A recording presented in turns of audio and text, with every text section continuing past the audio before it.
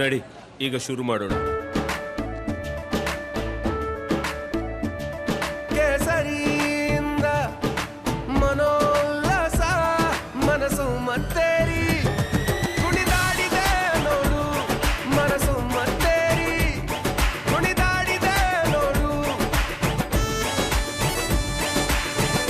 ಕ್ಷಣ ಕ್ಷಣವೂ ಆಚರಿಸಿ ಕೇಸರಿ ಹಬ್ಬ. ವಿಮಲ್, ಬಾಯಲ್ಲಿ ಹೇಳಿ ಕೇಸರಿ. ಚುನಾವಣೆ ಮುಗಿದ ಬೆನ್ನಲ್ಲೇ ಮೋದಿ ಧ್ಯಾನ. 48 ಗಂಟೆ ಮಂದಿರದಲ್ಲಿ ನಮೋ ನಮಃ. ಶಕ್ತಿಶಾಲಿ ಕ್ಷೇತ್ರದಲ್ಲಿ ಪ್ರಾಪ್ತಿಯಾಗುತ್ತಾ ಮತ್ತಷ್ಟು ಶಕ್ತಿ. 2 ದಿನಗಳ ಧ್ಯಾನಕ್ಕೆ ಆ ಜಾಗವನ್ನೇ ಆಯ್ಕೆ ಮಾಡಿಕೊಂಡಿತ್ತು ಯಾಕೆ ಅನ್ನೋದರ ಕುರಿತು ಒಂದು ವರದಿ ಇದೆ, ಬನ್ನಿ ನೋಡ್ತಾ ಹೋಗೋಣ.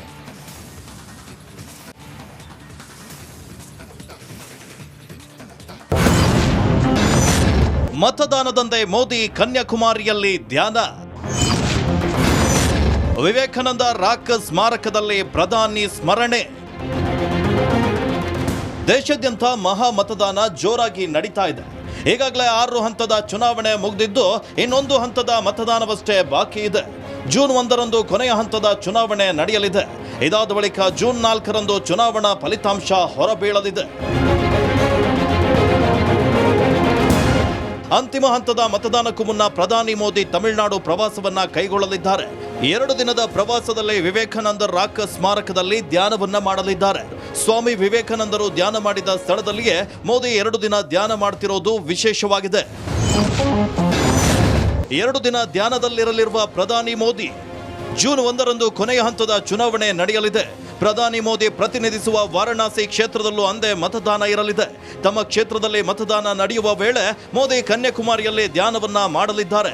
ಕನ್ಯಾಕುಮಾರಿ ಪ್ರವಾಸಕ್ಕೂ ಮೊದಲೇ ಮೇ 30ರ ಬೆಳಗ್ಗೆ 11 ಗಂಟೆಗೆ ಹೋಶಿಯಾರ್ಪುರದಲ್ಲಿ ಜನರನ್ನುದ್ದೇಶಿಸಿ ಮಾತನಾಡಲಿದ್ದಾರೆ.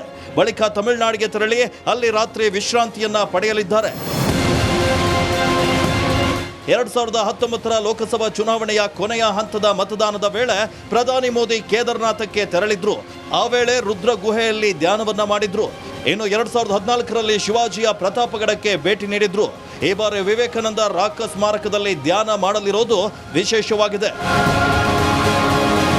ಕನ್ಯಾಕುಮಾರಿ ಭಾರತದ ದಕ್ಷಿಣದ ತುದಿ. ಇದು ಭಾರತದ ಪೂರ್ವ ಮತ್ತು ಪಶ್ಚಿಮ ಕರಾವಳಿಗಳು ಸಂಧಿಸುವ ಸ್ಥಳವಾಗಿದೆ. ಸ್ವಾಮಿ ವಿವೇಕಾನಂದರಿಗೆ ಜ್ಞಾನೋದಯವಾದ ಜಾಗದಲ್ಲಿಯೇ ನರೇಂದ್ರ ಮೋದಿ ಧ್ಯಾನ ಮಾಡಲಿರೋದು ವಿಶೇಷವಾಗಿದೆ. Bureau report, republic Kannada.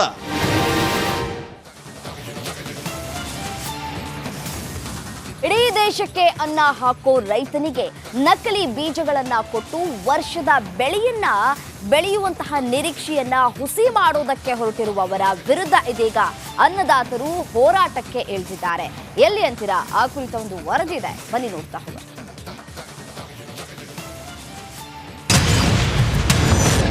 ರೈತರಿಗೆ ನಕಲಿ ಬಿತ್ತನೆ ಬೀಜದ ಹಾವಳಿ.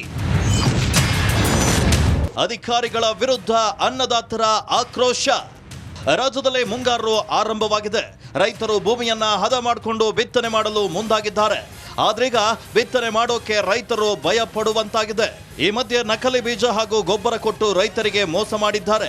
ಹೀಗಾಗಿ ರೈತರು ಡಿಸಿ ಕಚೇರಿ ಬಳಿ ಪ್ರತಿಭಟನೆ ನಡೆಸಿ ನಕಲಿ ಬೀಜ ಹಾಗೂ ಗೊಬ್ಬರ ವಿತರಣೆ ಮಾಡುವವರ ವಿರುದ್ಧ ಕ್ರಮ ಕೈಗೊಳ್ಳಿ ಅಂತ ಮನವಿ ಮಾಡಿಕೊಂಡ್ರು. ಈ ವರ್ಷ ಸಂಪೂರ್ಣ ಬರಗಾಲ ಐತಿ, ಎಲ್ಲಿ ನಮಗೆ ಮಳೆ ಆಗಿಲ್ಲ.